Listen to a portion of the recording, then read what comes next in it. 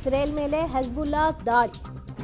Hezbollah aunty tank ದಾಳಿಗೆ ಓರ್ವ ಹತನಾಗಿದ್ದಾನೆ ಎನ್ನುವಂತಹ ಮಾಹಿತಿ ಕೂಡ ಲಭ್ಯವಾಗ್ತಾ ಇದೆ. ಇಸ್ರೇಲ್ ಮೇಲಿನ ದಾಳಿ ಹೊಣೆಯನ್ನ ಹೆಜ್ಬುಲ್ಲಾ ಹೊತ್ತುಕೊಂಡಿದೆ. ತಾನೇ ಈ ದಾಳಿಯನ್ನ ನಡೆಸಿರುವುದಾಗಿ ಹೇಳಿದೆ. ಇಸ್ರೇಲ್ ಮೇಲೆ ಈಗ ಹೆಜ್ಬುಲ್ಲಾದಿಂದಲೂ ಕೂಡ ದಾಳಿ ಆರಂಭವಾಗಿದೆ.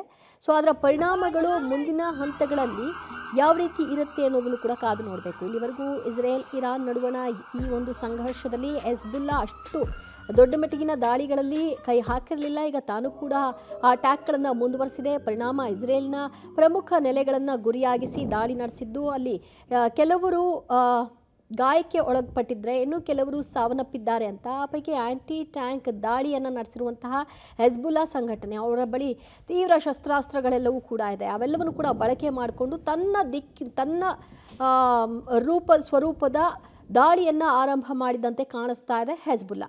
ಇದರ ಪರಿಣಾಮಗಳು ಇಸ್ರೇಲ್ನಲ್ಲಿ ಹೇಗಾಗುತ್ತೆ, ಇದನ್ನು ಹೇಗೆ ತಡೀತಾ ಇಸ್ರೇಲ್ ಈ ಯುದ್ಧವನ್ನು ಮುಂದುವರಿಸುತ್ತೆ ನೋಡಬೇಕು.